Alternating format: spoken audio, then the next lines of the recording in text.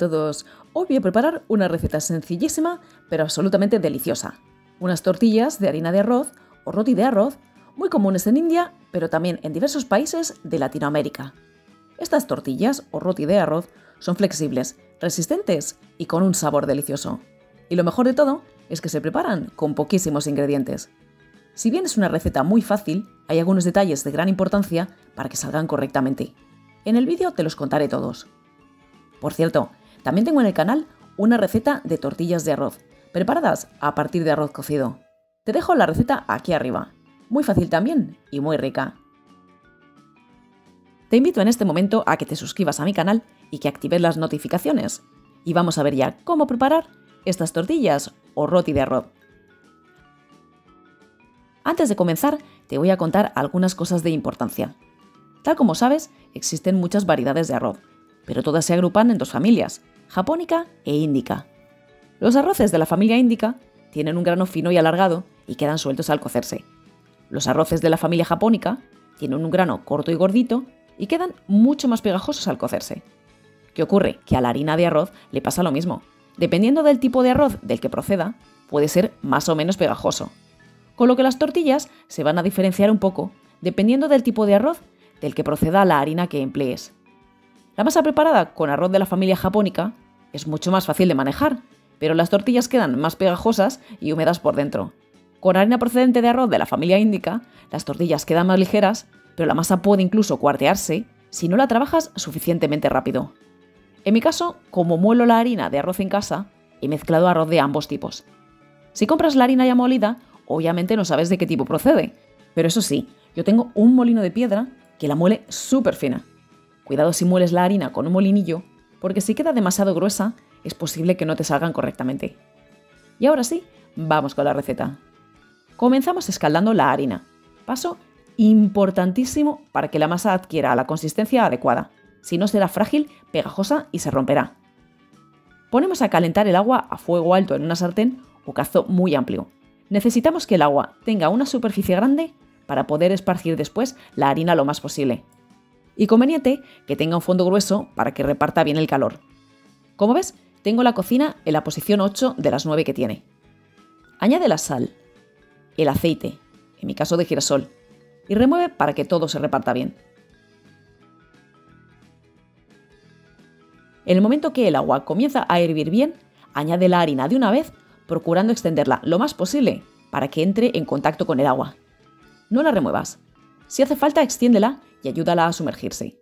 Queremos cocer la mayor cantidad posible de harina.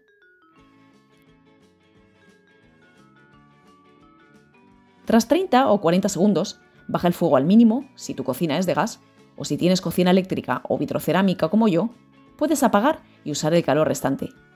Y ahora sí, comienza a remover. Debes empapar toda la harina. Ve removiendo y asegurándote de empapar bien toda la harina. Vuelvo a lo que te contaba al comienzo.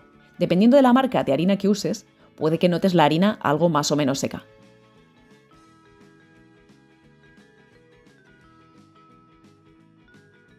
Cuando esté bien hidratada toda, tras algo más de un minuto, extiéndela. Esto ayudará a ablandar y despegar después lo que se ha quedado pegado en el fondo.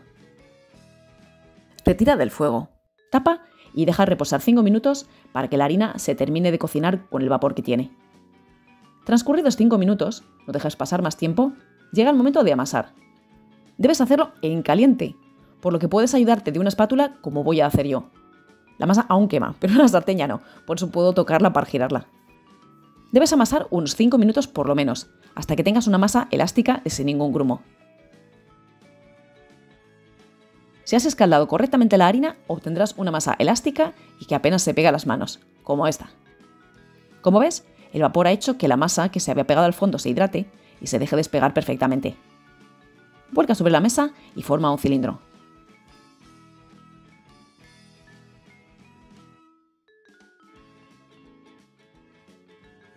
Divide en porciones. Yo voy a dividir en 8 y te recomiendo que la primera vez también hagas porciones pequeñas. Cuando sepas manejar la masa sin problemas, puedes hacer tortillas más grandes si quieres. Haz una bola con cada porción y si la masa está correctamente escaldada, ni se agrietará ni se pegará. Pero insisto una vez más, la harina de arroz empleada influye. Si se agrieta un poco, humedécete las manos y añade un poquitín más de agua la próxima vez. Para estirar las tortillas te recomiendo encarecidamente emplear 2 trozos de film plástico o una bolsa de congelados cortada. De este modo, emplearás menos harina para estirarlas, y es que si empleas demasiada harina, no se cocinará suficientemente y las tortillas te pueden caer pesadas. Reboza un poco la superficie con harina de arroz y estira. Puedes usar una prensa de tortillas, una tabla como yo, o directamente un rodillo.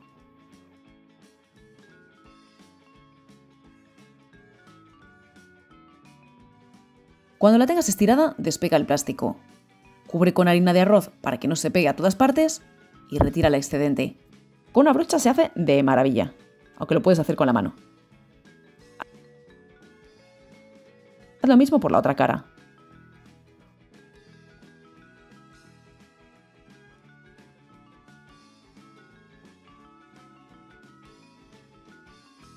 Coloca en una tabla o bandeja mientras haces las demás. Como ves, la masa es resistente pese a ser bien fina. Una cosa más, si se pega al plástico o notas que al levantarla se rompe, que no es elástica como la mía, no es por exceso de agua, sino precisamente porque no has escaldado suficientemente la harina. Puede pasar las primeras veces, es normal. Estira las tortillas si es necesario sobre un trozo de papel de horno y en el momento de cocinarlas las colocas con el mismo papel sobre la sartén. Para cocinar las tortillas necesitas una sartén de fondo grueso que no se deforme con el calor. Y debes calentarla a fuego alto. Yo tengo la cocina en la posición 8 de 9. Cuando esté bien caliente, coloca la primera tortilla. Como ves, para que quede bien centrada, apoyo primero el centro y dejo caer los bordes. Cocina unos 20 segundos o un poco más. Y tan pronto como puedas darle la vuelta sin romperla, vuélvela. Es importante que no tardes en dar esta primera vuelta para que la cara superior no se seque y se cuartee. Cocina otros 30 segundos. Es posible que se empiece a inflar ya. En ese caso, presiónala un poquito para que el aire se reparta por dentro. Tras 30 segundos, vuelve otra vez y aquí sí que debería inflarse como un globo. A veces se pincha un poco la masa, ves que a mí se me escapa un poco el vapor, y eso puede hacer que no se infle del todo. Puedes tapar el agujero con la espátula. Pero si no se infla nada de nada, o bien es muy gruesa, o la temperatura de la sartén es algo baja, o no has dado la primera vuelta suficientemente rápido y se ha secado y ha endurecido la superficie. Da una vuelta más y cocina los últimos 30 segundos. Es decir, cocina 2 veces por cada lado. Retira a un plato. Quita la harina que haya caído en la sartén para que no se queme y se pegue a la siguiente tortilla. Y coloca la siguiente tortilla. El proceso es el mismo. Me olvidaba, coloca un paño o un poco de papel absorbente debajo de la primera tortilla para que absorba el vapor que suelta. Y disfruta viendo cómo se inflan tus tortillas.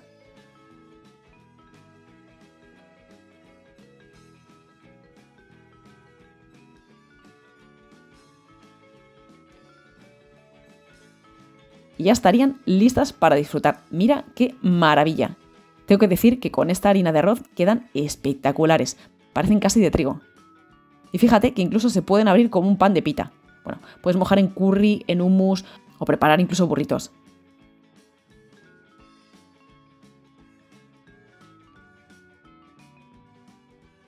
Mira, aquí te muestro cómo quedan con harina de arroz de la variedad japónica, de la más pegajosa, que fue una de las primeras pruebas que hice. Quedan más húmedas, la bolsa interior, por ejemplo, se ha cerrado, pero quedan muy ricas también, súper flexibles. Siempre me preguntáis que cuánto duran y que si se pueden congelar. Y por una vez me he acordado de hacer la prueba. Estas de aquí llevan unas 16 horas hechas y han estado bien tapadas. Estas de aquí han estado congeladas por la noche y las he descongelado hace 1 hora. Siguen flexibles ambas, las voy a calentar y a ver qué tal.